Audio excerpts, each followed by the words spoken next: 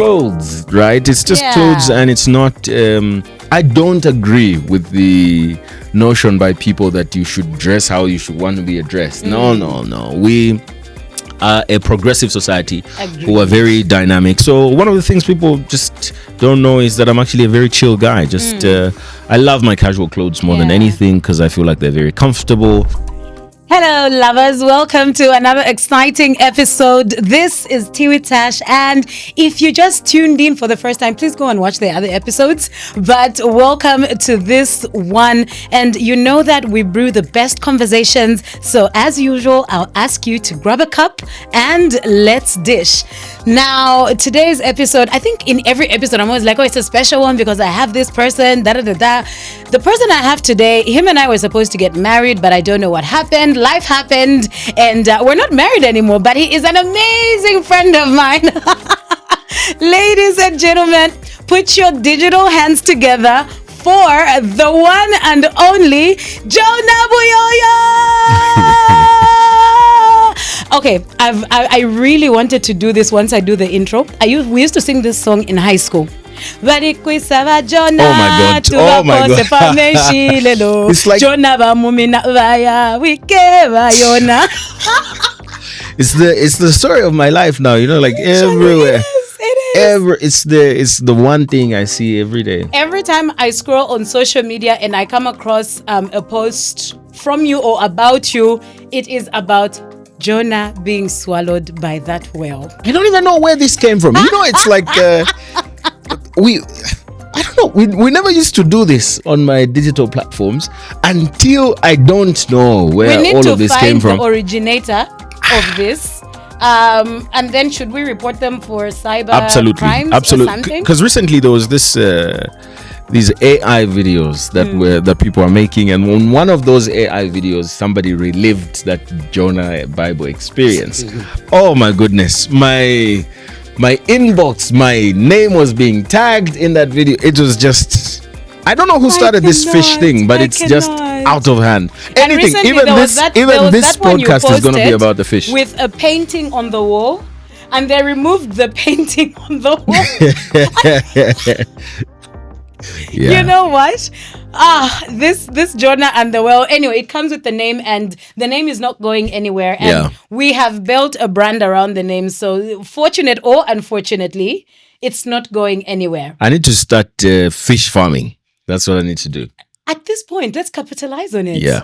Now, Jonah is an award-winning journalist. Shall I dare say investigative journalist? Absolutely. Who has been literally known for the most daunting questions. He wants to find out the truth, and he follows the truth as far as Congo. How was that? It was fun. If that's the word, but it was quite an experience. I think that it was very. Here's the word. It was very fulfilling for me as a journalist to cover the conflict in Congo, but I think even more interviewing the M23, right? Because I remember growing up as a young person, and even just as a journalist locally, you look at legendary journalists like Christiana Manpo. Yeah. And she is in Gaza, you know, talking to the leadership there. She would be in the Middle East, and she would be covering conflict and talking to the voices that people would least expect. So that was quite fulfilling for me, and surreal also, you know, like, oh, I'm actually doing this? What? This is crazy, but thrilling also. And from a more personal perspective, enlightening. Yeah. On understanding the differences in our society, and maybe also helping us appreciate a bit more the stability and the peace that we have, because we kind of take it for granted sometimes because we live it every day and we don't see how insane it is to wake up every morning and hearing gunshots and not knowing if you're gonna wake how up the day is going to end. Yeah. Actually, just from the pictures you posted and a bit of insight we got from you being there, something in my mind was like, you know, when they say the Africa they don't show you, and even in the comment section, it was like, where Jonah is standing, it doesn't look like there is chaos. The gentleman you were interviewing or speaking with in that picture just looked like a normal human being. He was well dressed. There were ladies in the comment section that were crashing on him, and so for me it was like, yeah, the Africa they don't show us. Absolutely, and I think that also. I actually don't know if it's a good thing, but what I noticed also is people go about their daily lives. And I was saying this, that people generally adapt when things happen. People go about their ordinary lives, but their lives are not ordinary because they don't have a proper, even simple things like a filling station. A filling station is a makeshift filling station. They don't have banks now, It's crazy. Imagine running out of money and not having money anywhere else to get the money. It's those things, people really, and the time I got there, they were just now starting to feel the impact of being led by a rebel group because they've been cut off from the rest of the country. So it now means that supplies, you have to rely on supplies from within. Industries are going to close because of the uncertainty. And you have to come to terms with the fact that whether you look right, left, forward, or back, you're going to see people with guns. And they're just a part of your daily life. And their argument is that they're there to protect you. But I don't think that you could ever get comfortable with so many guns. No, I was never comfortable with that many guns. I can only imagine. Now, with the wealth of knowledge and information you have, and you're still gathering right now, it was only fit, or the team and I saw it fit, that we give you an interesting topic that is seemingly about you, or it actually just goes with you. Young, gifted, and still figuring it out. Now, Google says you are 28 years old. I am. Are they accurate? Yes, they are. Yeah. Okay. So he still fits in the young. I think if I was 38, I'd still be young. No, right?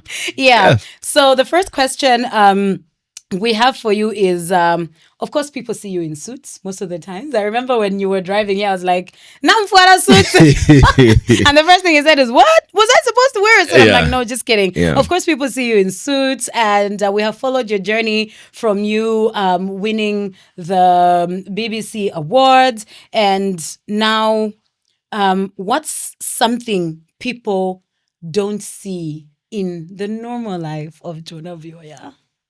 Well, one of the things people don't see in the normal life is that I actually don't wear a suit. That's the thing. I'm always in casual clothes like this, but I think that what people see is just a side of me. Which and also your work environment is very chill. Yeah.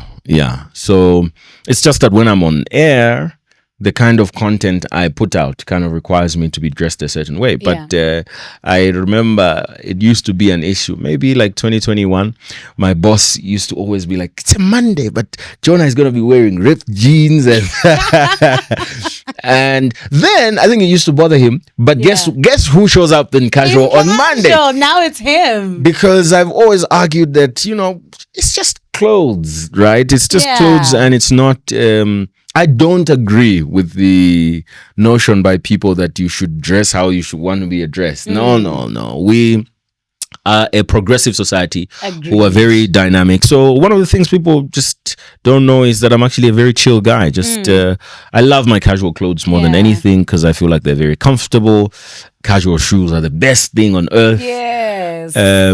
But also, one of the things, I don't know if they don't know it, but... one of the things I take very, very seriously is time. I'm very obsessed with time. It's my team makes fun of me. So we have a meeting that we have at work every day, every morning. Yeah. And we have the meeting at 9:35. Right. So I remember at first people were like, "But why can't it just be 9:30?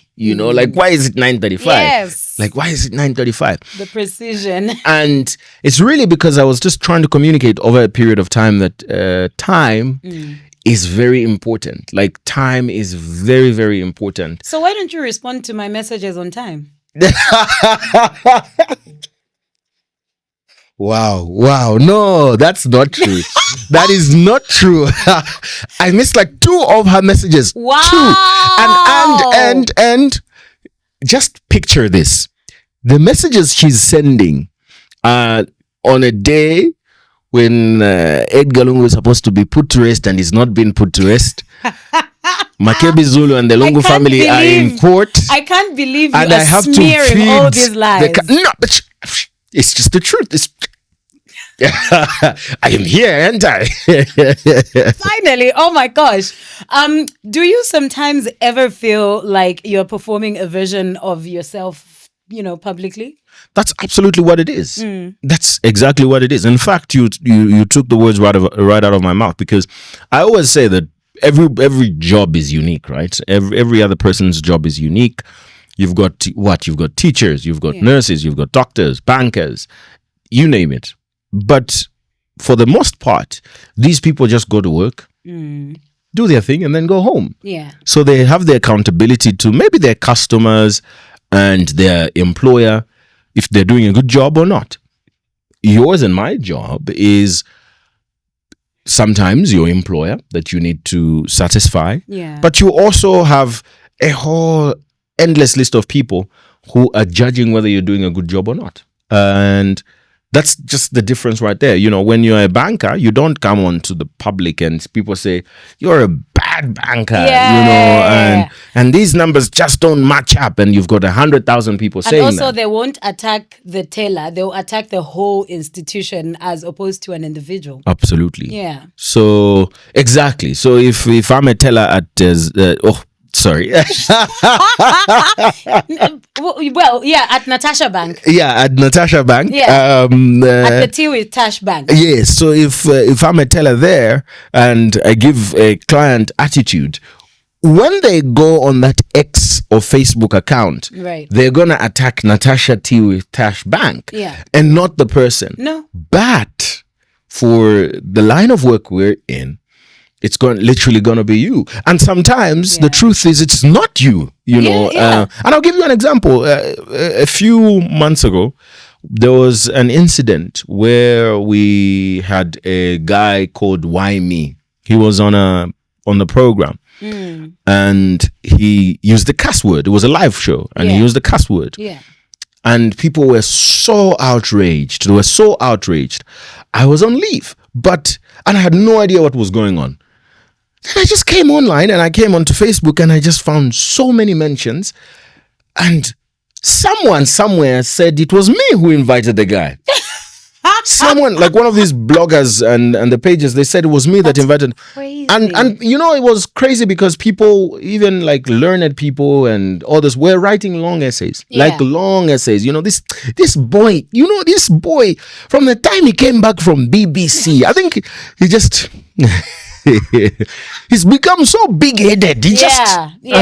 And this whole time I'm on leave, and I'm really like, but I didn't even address it really. I was just like, you know what, it's gonna die down, and it does die down. So it's like very, very much doing your job and performing for this public, who sometimes don't even understand you, and have their own perception, which is usually wrong. I was actually going to ask when you ever felt out of depth, but I think this situation is one is one where you felt out of depth, honestly. And also the past few days have also been the period of us filming has been a bit exhausting, because I've been giving out a lot of updates with relation to what's been happening with the former president's death, right? And because our country is very polarized, every single update, regardless of the fact that it's just an update, has got an interpretation behind it by various people. Always. So you just say the body's not coming in today. It's just that the body's not coming in today. But from the political undertone and the polarization, people will add other words to that. The body is not coming in today, so this is good. The body is not coming in today. The body is not. So they add some emotion to the statement. Yeah, supu ya mbuzi is nice with chili. So you go through what people are saying in the comments, and it now becomes about you. And why are you always just updating these things? And you're like, oh, and it's one of the things I least expect most of the Yeah. times. It's one of the things I least expect because it's just straightforward, and I guess also because there's some sort of personality that is attached to this content. People sometimes struggle to draw the line between when you're doing your job and when you are expressing your Giving opinion. you Yeah, know. yeah. Wow, interesting. Your life is very interesting. Have you ever struggled with imposter syndrome? No, No? no. Only because maybe something close to imposter syndrome would have been when I went to the BBC. Close, because I don't think it was imposter syndrome. I got there and I don't know what I was expecting, especially when it comes to the type of people I'm going to be working with.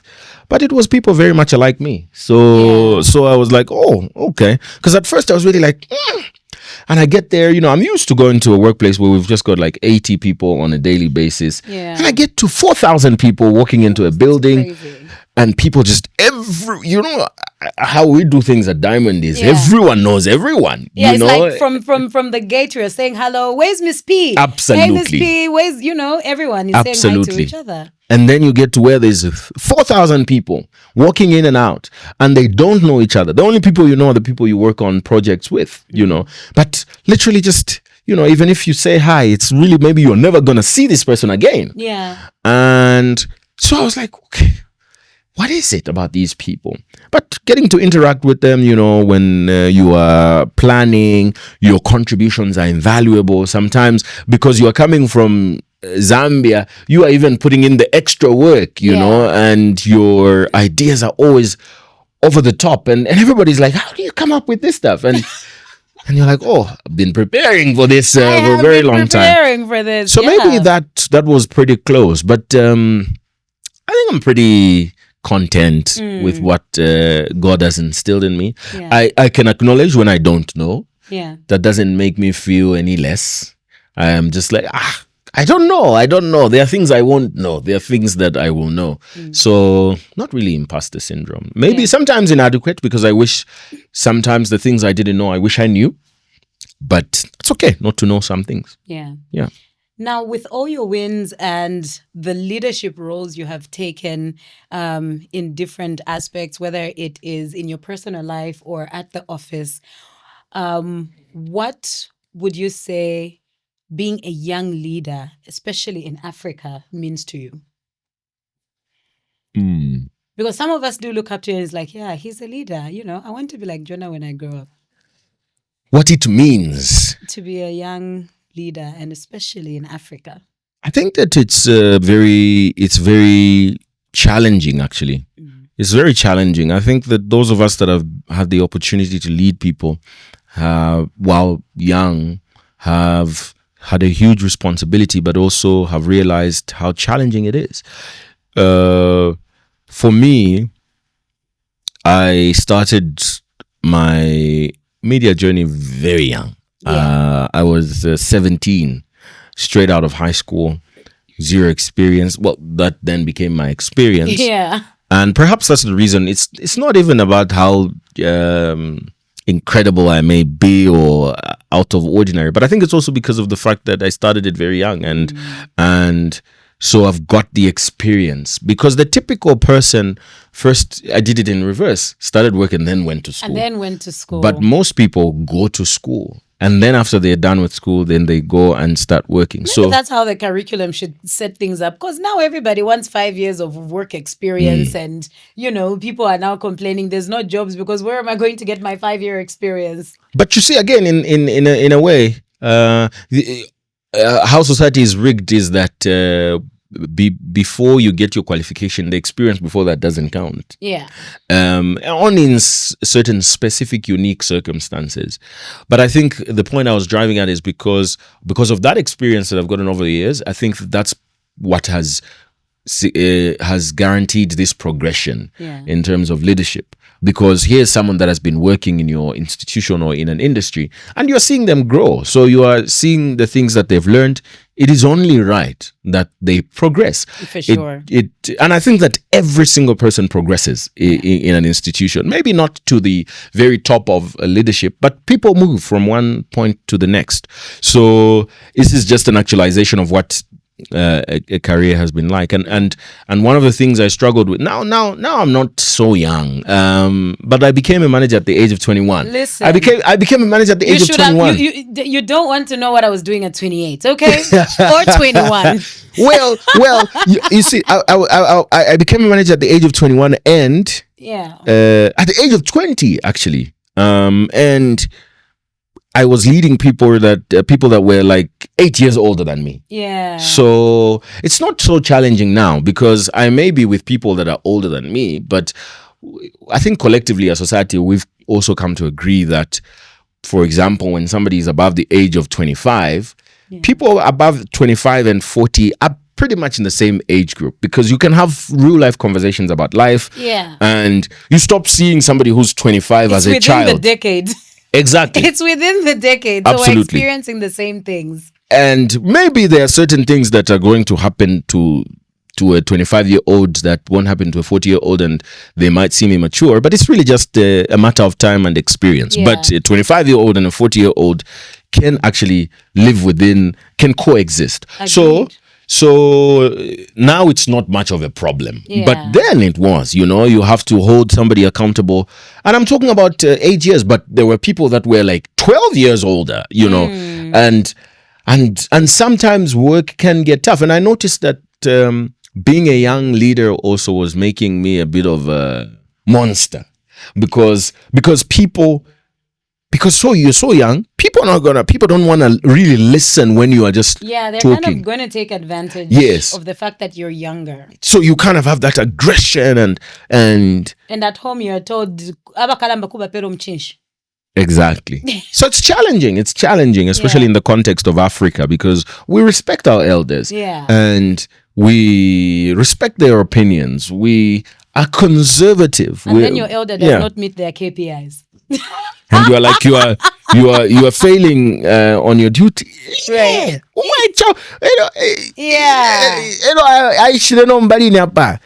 I'm failing to meet my KPIs. That's crazy. Those are the challenges. Yeah, understanding roles is very important in a workspace. So I guess it is what it is. Do you sometimes feel pressured to always be inspiring?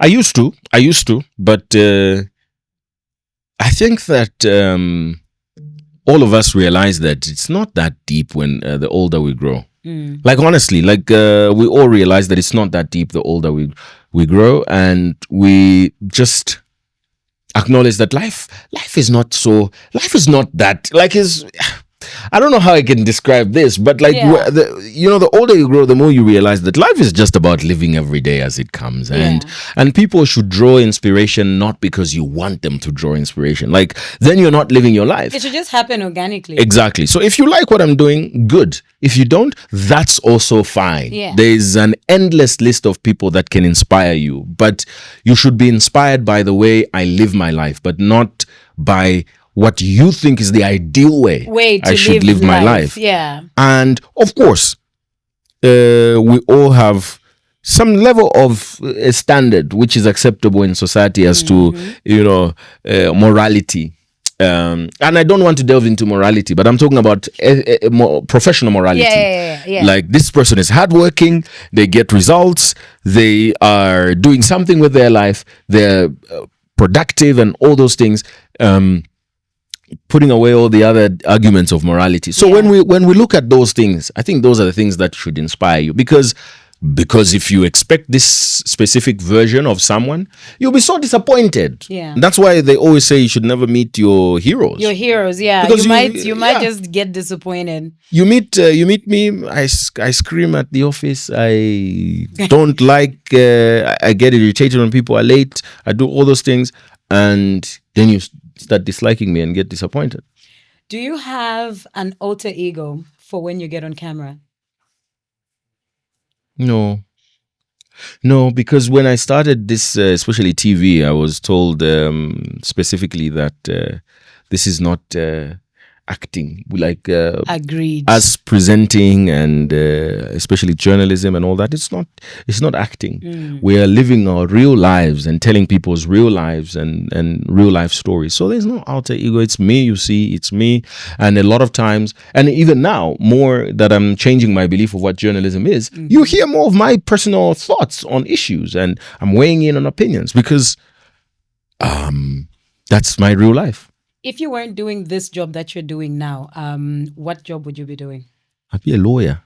A lawyer? Yes. You would make a good lawyer. You would make a good lawyer. And I'm actualizing that dream because I'm studying for that. Nice. But although I'm still very divided on whether I will ever practice it. Right. I think I'm sort of ticking a box right now. It's something I always wanted to do, and so you must do it. I never wanted to be a journalist, but I always wanted to be a lawyer. So let me be one, even if I'm never gonna practice it. But I think it's good. Well, they say when you make plans, God laughs.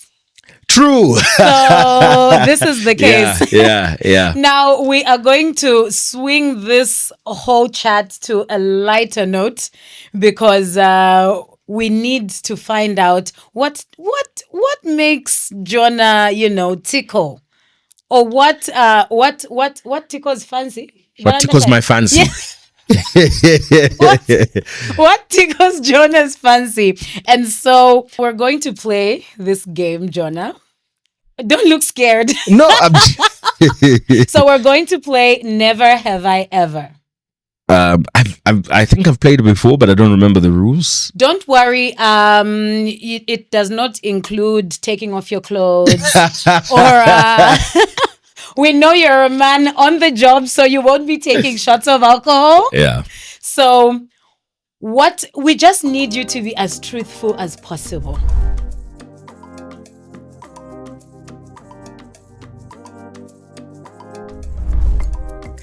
Okay. Cool. Let's do Giving you a it. bombastic side eye. Let's do it. Okay. So, never have I ever pretended to be more confident than I actually was just to protect my image. So how do I answer? So like I don't remember how never have I ever. You have or you've never. I have. Yeah. I have. I think a couple of times, Okay. especially when hosting events. Yeah. Yeah. It never gets old. Okay. The second one. Never have I ever been jealous of another person's success. I have. Who?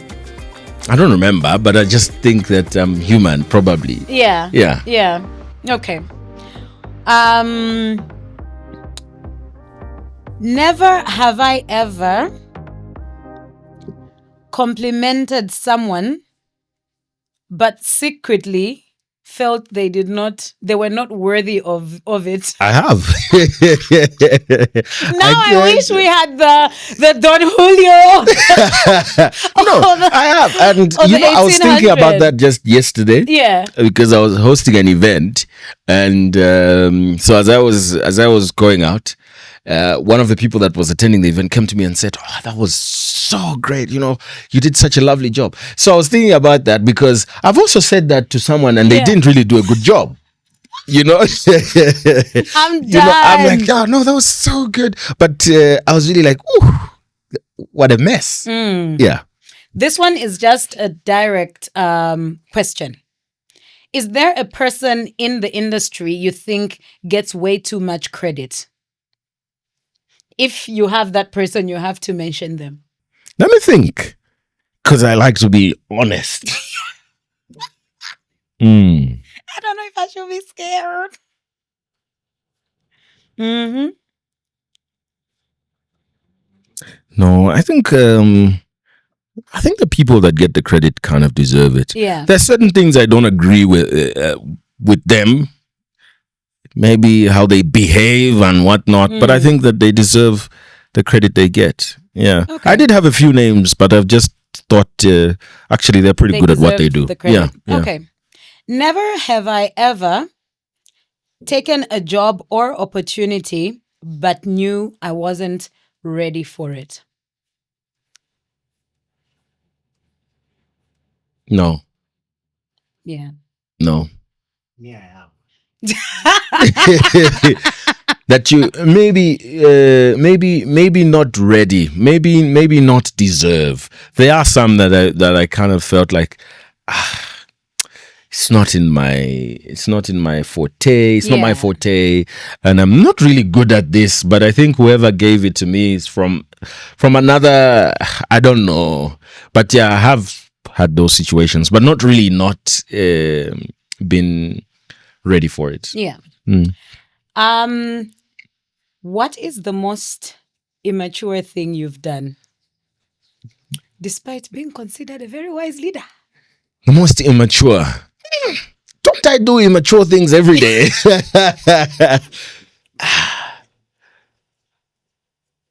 The list is endless. Like, can I mention one? uh, Okay, I think it was inevitable too.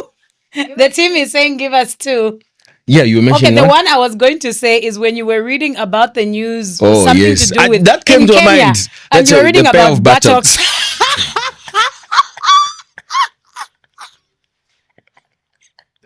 Yeah. You that read it was- twice and laughed twice.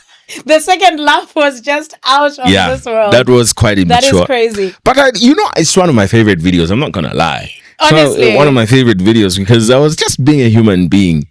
Another one, maybe you remember? No, I don't remember anything else. But there's so many things. Maybe, I've seen you take shots outside. Take shots of what? Outside. But that's not immature. Is it? It's not immature to take shots, like shots of tequila and no. Okay. Actually, yes.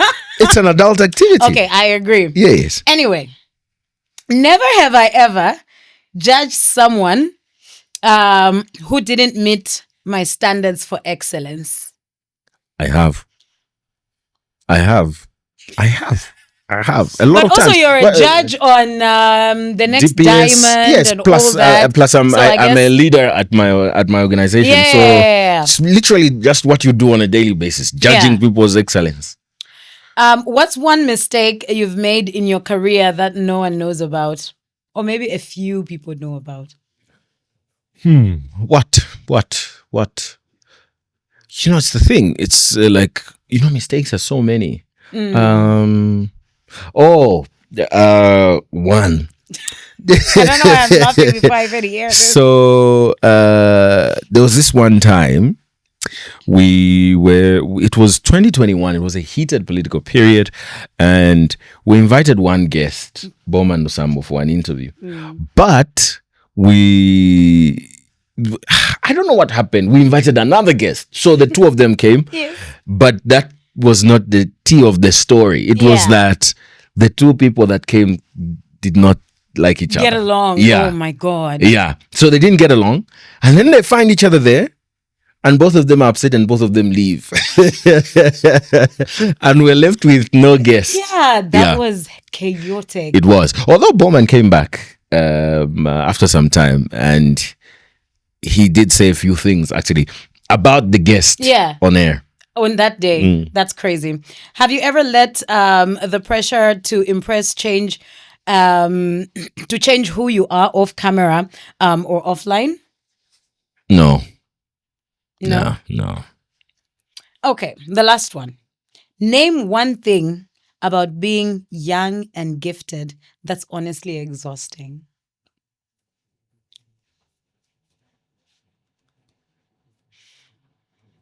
Meeting expectations. Yeah. Yeah. And you're always on the edge of your seat because you have to. Because as much as you try, you really can never be just an ordinary person. You cannot as an individual. It's a lot of eyes, a lot of expectations. Sometimes good. It's what keeps you moving, right? Yeah. People's expectations can be good and bad. Jonah, thank you so much for coming to Tea with Tash. Now, being young and gifted is something Africa is actually blessed with, and there's a lot of young leadership, and we are happy to celebrate you young leaders. Thank you. And we are looking forward to what else you have to offer at 28. I don't know, by the way. You have a lot to go. I don't know, but now, if I have to be candid also, I'm actually now starting to figure out what the next decade of my life will look like. But the past few years I really struggled, I think, especially after getting the BBC award, because I was looking forward to that for a very long time, and then I got it. Now it's here, so what next, you know? And at some point I used to think maybe I got it a bit too early at 25. But finally I kind of know what you know where you're going. I kind of know where. Fantastic. I'm so excited, looking forward to it.